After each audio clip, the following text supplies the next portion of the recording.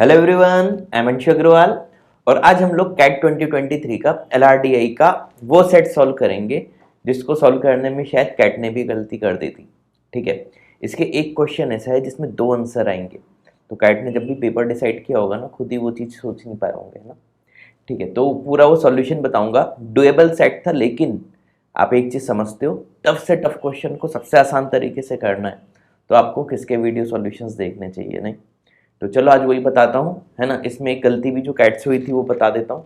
काफ़ी बच्चे बेचारे कंफ्यूज हो गए, तो फिर उनको लगा कि उनका ये कुछ तरीका सॉल्व करने में गलत हो रहा होगा, तो उन्होंने फिर काफ़ी टाइम भी किल किया और बिगाड़ दिया अपना LRDI का सेक्शन। और कैट ने क्या किया, सिर्फ उसी क्वेश्चन में बोल दिया कि ठीक है, इसमें इन दो आंसर जिसने लगाए हैं उसको मार्क्स दे देंगे। लेकिन वो मेंटेलिटी सोचो, जिस बच्चे को दो ऑप्शन मिल रहे होंगे लेकिन वो सोच रहा होगा उसने कोई गलती की है ना। ऐसी छोटी छोटी गलतियाँ बहुत भारी पड़ जाती हैं कभी। छोटी गलती कैट की तरफ से, लेकिन बच्चों पे बहुत भारी पड़ जाती है नहीं। ठीक है, चलो शुरू करते हैं। हाँ, शुरू करने से पहले बता दूं, चैनल को सब्सक्राइब नहीं किया है तो जल्दी सब्सक्राइब कर दो। आपके लिए मोनेटाइजेशन तक बंद है इस चैनल में, कुछ तो करो। और हाँ, कैट 2024 का कोर्स परचेस करना है अगर आपको, ठीक है, तो हमारी वेबसाइट पे जाओ catipmet.com/cat2024 और उसके नेक्स्ट ईयर कैट देना हो तो /cat2025। ठीक है, चलो शुरू करते हैं। पहले क्वेश्चन खुद से सॉल्व किया करना, उसके बाद ही सॉल्यूशन देखा करना, तभी फायदा होगा। तो क्वेश्चन का अगर स्क्रीनशॉट किसी को लेना है तो ले सकता है। ठीक है, ये है, फिर ये 4-5 क्वेश्चन, 1 2 3 4 5। ठीक है, the schematic diagram below shows 12 rectangular houses in a housing complex. ठीक है, 1 2 3 4 5 6 2 से 12। ठीक है, house number are mentioned in the rectangle representing the houses. The houses are located in 6 columns, 1 2 3 6। ठीक है, through column A to F। ठीक है, there are 2 rows, row 1 row 2 दिया हुआ है। The houses are divided into 2 blocks, block XX and YY। ठीक है, ये ब्लॉक X है, ये ब्लॉक Y है। ठीक है, the diagram also shows 2 roads, one passing in front of the house says in road 2 and another between the 2 blocks। ठीक है, एक रोड ये दे दी और एक रोड ये है। ठीक, डायग्राम आपको ढंग से समझना है तभी क्वेश्चन भी कर पाओगे। पूरा इस डायग्राम में ही खेल होगा, इतना तो समझ ही गए होगे। अब some of the houses are occupied, the remaining ones are vacant and are the only ones available for sale. ठीक है, जो खाली है वही सेल के लिए अवेलेबल है। ठीक, the road adjacency value of a house is the number of its sides adjacent to a road. देखो, ये चीज इन्होंने खुद ही बोल दी। अच्छा, कैट में एक खास बात होती है, वो कोई ट्रिकी चीज देता है ना, तो उसको खुद ही वो एक्सप्लेन भी कर देता है, आपसे सिर्फ दिमाग लगवाता है, फालतू की चीज़ों में नहीं उलझाता आपको, है ना। ये उसमें एक खास बात होती है। The road adjacency value of a house is the number of its sides adjacent to the a road.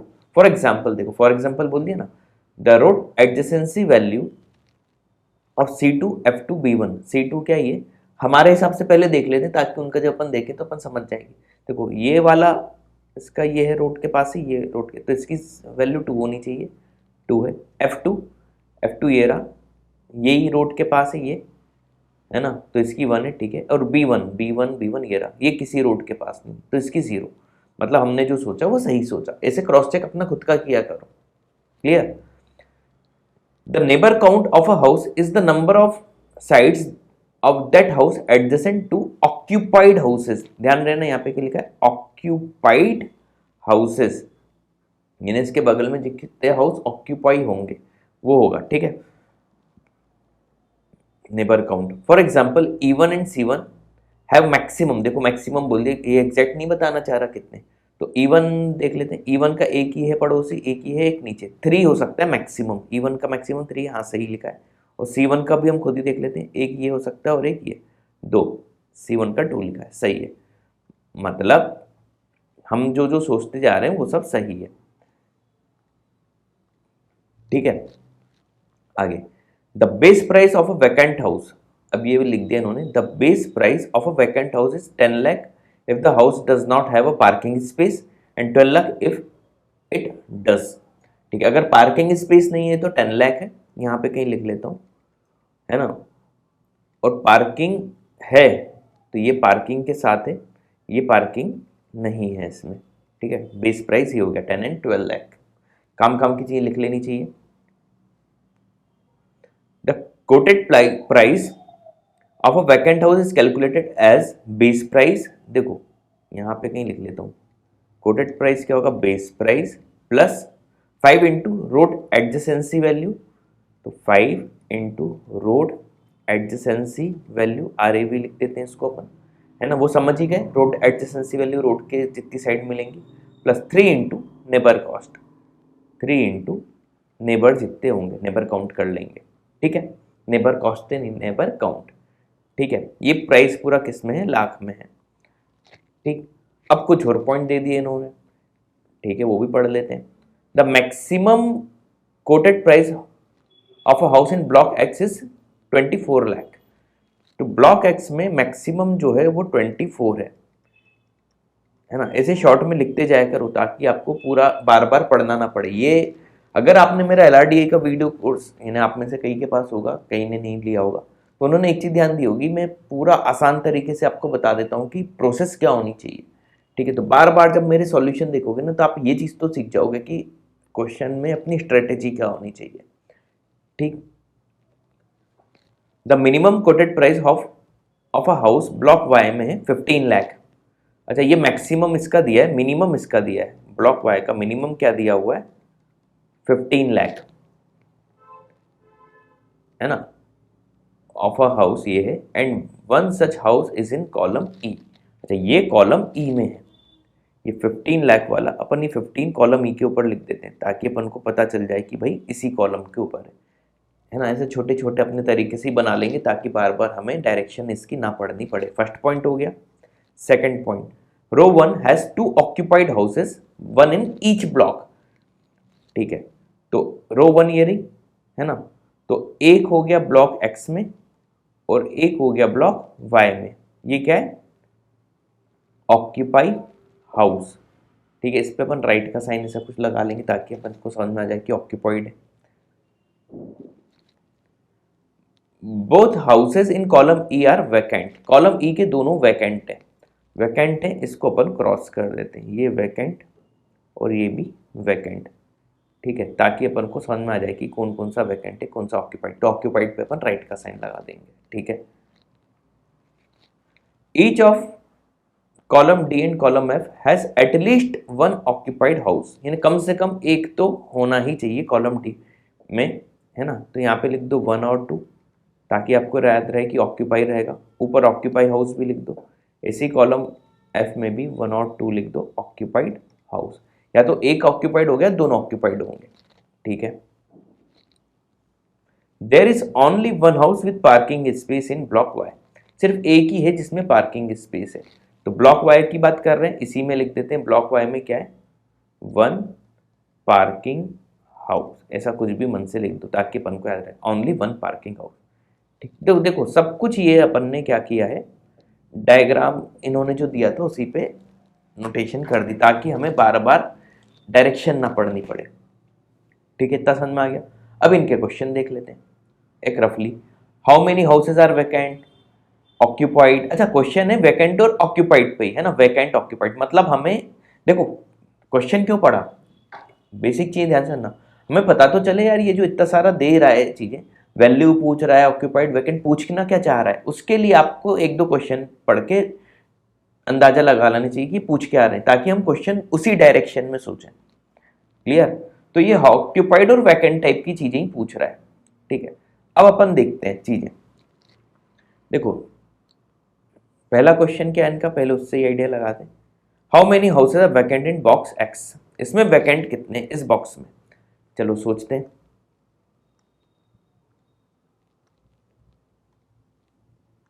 ठीक है, इसमें वैकेंट पूछ रहा है।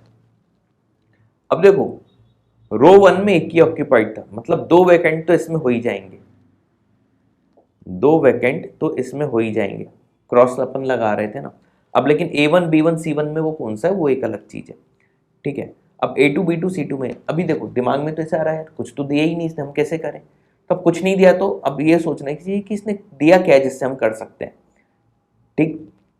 देखो उसने दिया क्या है, इसने बोल दिया कि भाई मैक्सिमम प्राइस जो है वो आपका 24 लाख है, मतलब बॉक्स एक्स में। मतलब अब मैं इसी से रिलेटेड कुछ सोचूं, ठीक है। तो यहाँ पे मैं थोड़ा सा एक अपने लिए जगह बना लेता हूँ क्वेश्चन सॉल्व करने के लिए, इतना स्पेस काफ़ी है मेरे लिए, ठीक है। तो ये कुछ अपन इसे हटा देते हैं।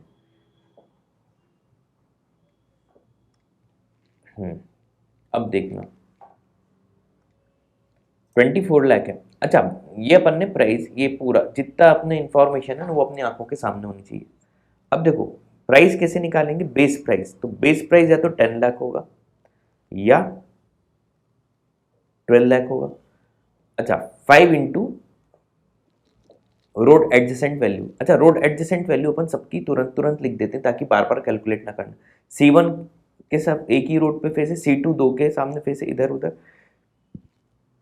B21 A21 A1 0 B1 0। Similarly इधर लिख देते हैं, D1 के सामने इधर एक रोड है, D2 के सामने दो रोड है, एक इधर एक इधर, E2 के सामने एक है, F2 के सामने एक है, F1 के इधर कोई रोड नहीं है और E1 के इधर भी कोई रोड नहीं है, ठीक है। ये अपन ने आर ए वी लिख दिया ताकि कोई दिक्कत ना हो। अच्छा देन अब 5 इंटू आर ए वी, तो 5 इंटू या तो 0 होगा, है ना, तो 0 रह जाएगा, ठीक है। ध्यान से देखना, या 5 इंटू 1 होगा, पहले 10 वाले लिख देते हैं, तो 10 प्लस 5 होगा, या 5 इंटू 2 होगा C2 के लिए, तो 10 प्लस 10 हो गया। ऐसे ही मैं इधर लिखना चाहूँ 12 वाले केस में, तो 12 प्लस 0 होगा, या तो 12 प्लस 5 होगा, या 12 प्लस 10 होगा, है ना, सीजन में आ गई होगी। अब आखिरी क्या है, नेबर काउंट। तो नेबर काउंट देख लेते हैं, नेबर काउंट कितने होंगे, या तो एक होगा, है ना, किसी का भी, या दो हो सकते हैं मैक्सिमम। B2 की बात करें 1 2 3 हो सकते हैं, बहुत सारी पॉसिबिलिटी है, लेकिन हाँ 3 के मल्टीपल में होगा, 3 इंटू नेबर काउंट है ना। अब ध्यान से देखना, मुझे बनाना है 24 लाख, ध्यान से देखना मुझे क्या बनाना है 24 लाख। तो इस केस में देखें 10 और 14 होगा 24, लेकिन 3 का मल्टीपल चाहिए, 14 तो 3 का मल्टीपल होता नहीं है, ये केस गया। 15 प्लस 9 24, इसमें 3 का मल्टीपल हो सकता है, ये पॉसिबिलिटी है। अब 10 प्लस 10 20 प्लस 4 होगा तो 24 आएगा, 4 तो 3 का मल्टीपल होता नहीं है, ये भी गया। अब 12 प्लस 12 होता है 14, लेकिन मैक्सिमम अपने 3 ही नेबर हो सकते हैं, 4 नेबर हो नहीं सकते, तो ये भी गया। 17 17 में क्या ऐड करें 7, तो ये भी 3 का मल्टीपल नहीं आएगा। और 22 प्लस 2 होता है 24, है ना, तो ये भी नहीं आएगा। तो एक ही केस बच रहा है जिसमें ये पर्टिकुलर केस आएगा 24 वाला, ठीक है। तो इस पर्टिकुलर केस में ही आप क्या कर पाओगे, 24 मैक्सिमम बना सकते हो, है ना। अब ये देखो 3 नेबर्स किसके हैं, है ना, एक तो B1 के 1 2 3 और एक B2 के 1 2 3, लेकिन B1 के साथ में तो कोई रोड ही नहीं है, तो ये 5 वाला केस B1 में तो अपन कर नहीं सकते, है ना, क्योंकि रोड एडजेसेंट वैल्यू का भी यहाँ पे इंपॉर्टेंस है। तो ये सिर्फ B2 के साथ ही पॉसिबल हो पाएगा। तो B2 के तीनों ऑक्यूपाइड होंगे, तीनों ऑक्यूपाइड होंगे, मतलब ऑक्यूपाई के लिए मुझे राइट का साइन लगाना ही पड़ेगा। तो एक ये और एक ये ऑक्यूपाइड होगा, है ना, ये 3 नंबर तीनों ऑक्यूपाइड होंगे। अच्छा अब ध्यान से देखो, रो 1 में हर कॉलम में 2 ही ऑक्यूपाइड हाउस थे, एक कॉलम एक्स में, एक ब्लॉक एक्स में और एक ब्लॉक वाई में। तो ब्लॉक एक्स का एक मिल गया रो 1 में, मतलब ये दोनों खाली होंगे। चीज समझ में आई। तो देखो ब्लॉक एक्स का तो मैंने सब बता दिया, कौन कौन से ऑक्यूपाइड है, कौन कौन से वैकेंट है। और B2 तो वैकेंट होगा ही होगा, क्योंकि वैकेंट हाउस की प्राइस लगेगा, डायरेक्शन में लिखा हुआ था। तो टोटल कितने वैकेंट हो गए, 1 A1 C1 और B2, 3 वैकेंट हाउस हो गए। तो पहले क्वेश्चन का आंसर जो था इसका क्या हो जाएगा 3, ठीक है। अब एक काम करते हैं, अब अगर अपन ने ब्लॉक एक्स का सब कर ही लिया है तो अपन ब्लॉक वाई के लिए भी मेहनत कर लेते हैं। तो ये 10 और 5 वाली चीजें लिखे रहने देते हैं, बार बार मेहनत नहीं करनी पड़ेगी, है ना, इतनी मेहनत की हुई है अपन ने, है ना। 0 1 2, इसके बाद 0 1 2 और इसके साथ भी 0 1 2, अच्छा अब ध्यान देना, मिनिमम इसमें दिया है तो अपन को मिनिमम के हिसाब से सोचना पड़ेगा, है ना। तो देख लो 10 + 5 15 प्लस 0 आ जाएगा तो मिनिमम हो जाएगा। 10 + 20 20, ये अपने काम का नहीं है, ये अपने काम का नहीं है तो इसको हटाओ, है ना। अब 10 + 0 + 3 का मल्टीपल होना चाहिए, तो 15 के लिए 5 चाहिए, 5 3 का मल्टीपल नहीं होता, इसको हटाओ। अब 12 + 3 15 हो सकता है, लेकिन 12 + 5 17 हो गया, 15 से ज़्यादा। 12 + 10 तो 22 हो गया। मतलब यही दो केस बच रहे हैं, एक 10 + 5 वाला और एक 12 + 0 वाला। इसमें यहाँ पे 0 आएगा और इसमें यहाँ पे 3 आएगा, ठीक है। अब देखते हैं, है ना 15। अच्छा ये इसी बॉक्स में है ना, ये दोनों वैकेंट भी हैं, ठीक है। अब ध्यान से सुनना, ठीक है, बहुत ध्यान से। अगर मैं E1 में बनाना चाहूं, E1 में मैं देना चाहूं, तो इसकी रोड एडजेसेंट वैल्यू तो है नहीं, है ना, तो ये 5 वाला केस बनेगा नहीं। E1 के लिए तो 12 + 3 ही बनेगा, है ना, तो इसको 12 देना पड़ेगा, इन्हें पार्किंग स्पेस इसके पास होगा। और इसके बगल में एक ना एक तो फिर भी भरा हुआ है, देखो रो 1 में एक D1 या F1 में एक बॉक्स हाउस ऑक्यूपाइड है लिखा हुआ है, देखो 1 वाई ब्लॉक में ऑक्यूपाइड है, तो E1 अगर खाली तो बचा क्या, D1 और F1, इनमें से एक अपन को फिल करना है, तो जो भी एक फिल होगा और एक ही फिल करना है, तो ये 12 + 3 वाला केस बन जाएगा। अब लेकिन E2 ये हो सकता है कि नहीं, वो भी मैं देख लेता हूं। तो E2 देखो, E2 में अगर आएंगे तो E2 एक ये हो जाएगा, ठीक है, +5 हो रहा है, मतलब इसके अगल बगल दोनों क्या होने चाहिए, वैकेंट होने चाहिए।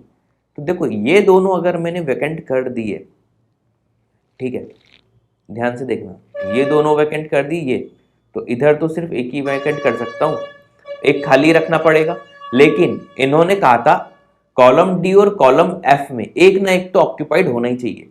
तो अगर E2 को मैं देता हूं, ध्यान से सुनना वापस है, E2 को अगर मैं 15 बनाता हूं तो ये भी वैकेंट होगा, है ना। इसको अलग कलर से कर देता हूं ताकि आपको समझ में आ जाए, है ना। पहले इसको हटा दूं, तो देखो ये भी वैकेंट होता, ये भी वैकेंट होता, ये तो वैकेंट है ही। अब E1 के केस में एक ना एक वैकेंट होता, तो या तो कॉलम डी में दोनों वैकेंट हो जाते या कॉलम एफ में दोनों वैकेंट हो जाते। पॉसिबल नहीं है क्योंकि इन्होंने कहा था एक ना एक तो ऑक्यूपाइड होना ही चाहिए, मतलब E2 में मैं 15 नहीं बना सकता, तो 15 किस में बना सकता हूँ, E1 में।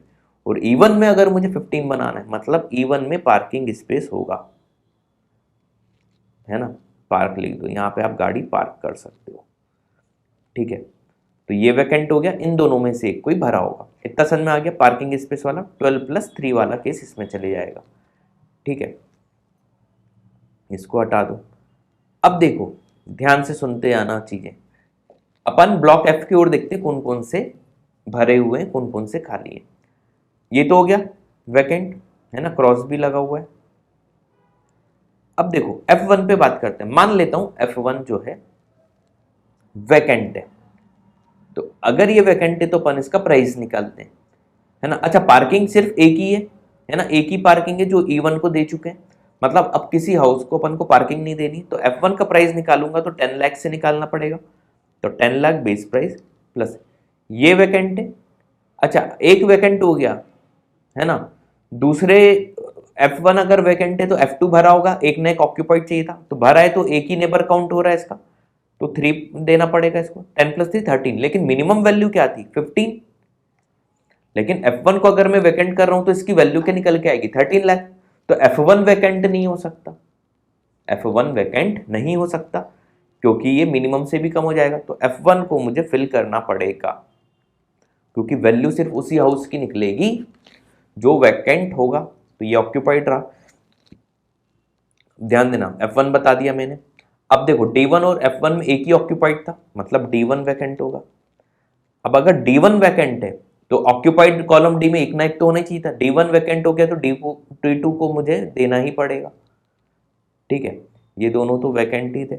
अब F2 का मैं कुछ नहीं बता सकता, है ना, ऐसी कोई कंडीशन भी थी। F2 खाली भी हो सकता है, यानी वैकेंट भी हो सकता है, ऑक्यूपाइड भी हो सकता है, क्योंकि इसमें कहा था एटलीस्ट 1, है ना, तो दोनों भी हो सकते हैं। तो ये हमारा पूरा सेट कंप्लीट हो गया। अब इनके क्वेश्चन देख लो, अब तो सबके खटखट आंसर लगेंगे। विच of the following house definitely occupied, है ना, तो ऑक्यूपाइड कौन से, D2 है क्या, हाँ ऑक्यूपाइड है। ये कैट ने गलत आंसर दिया था, इसमें सिर्फ B1 दिया था, बल्कि आंसर है D2 और B1। देखो F2 ऑक्यूपाइड है क्या, F2 का मैं बता नहीं सकता तो उसको अपन नहीं लगाएंगे। B1 और A1, तो देखो A1 तो खाली है लेकिन B1 भरा हुआ है, तो कैट ने जो आंसर की दी थी पहले सिर्फ B1 दी थी, फिर बाद में जब ऑब्जेक्शन हुआ था तो उन्होंने D2 और B1 दोनों को करेक्ट आंसर मान लिया था, क्योंकि इसके दो करेक्ट आंसर हैं, ऑप्शन ए भी सही है, ऑप्शन सी भी सही है, ठीक है, लेकिन उसके लिए इतना दिमाग लगाना पड़ता है, ठीक है। उम्मीद है सॉल्यूशन अच्छा लगा होगा ना, तो चैनल को लाइक सब्सक्राइब कर दिया करो या कमेंट भी लिख देना। Which of the following option best describe the number of vacant house, row 2 में वैकेंट हाउस बताने। देखो रो 2 नीचे वाली है, वैकेंट कितने, एक है B2 एक है E2, दो तो हो ही गए।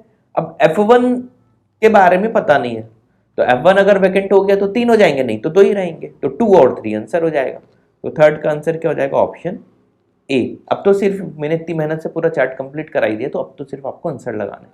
Fourth, what is the maximum possible quoted price vacant house in column E. Column E ये रहा, वैकेंट हाउस की मैक्सिमम पॉसिबल वैल्यू। देखो पार्किंग वाला तो अपन ने निकाल ही लिया था 15, अब E2 ही बचा है जिसका मैं मैक्सिमम निकाल सकता हूं। अब मैक्सिमम में 12 मत दे देना, क्योंकि कॉलम वाई में एक ही पार्किंग वाला था जो ऑलरेडी मिल चुका है। तो E2 में बेस प्राइस आप 10 लाख दोगे, प्लस रोड के साइड है, एक ही रोड के साइड है तो 5 लाख और वैल्यू हो जाएगी, प्लस ये ऑक्यूपाइड था, F2 को भी अगर मैं ऑक्यूपाइड मान लूं तो मैक्सिमम वही होगा, तो 2 ऑक्यूपाइड हो जाएंगे, तो 3 2 6, तो 10 + 5 15 + 6 21 लाख मैक्सिमम होगी वैकेंट की कॉलम ई में, 21 लाख। उम्मीद समझ में आ गया होगा। Which house in block Y parking space, E1 था वो तो अपन ने देख ही लिया था, ब्लॉक वाई में E1 में अपन ने पहले ही निकाल चुके थे, ऑप्शन ए। तो उम्मीद है कि ये बहुत आसान तरीके से सॉल्यूशन आपको समझ में आ गया होगा। देखो बहुत इजी तरीके से एक्सप्लेन किया है, तो चैनल को खूब सब्सक्राइब करो, शेयर करो वीडियो को, और क्या, ठीक है। Thanks for watching this video.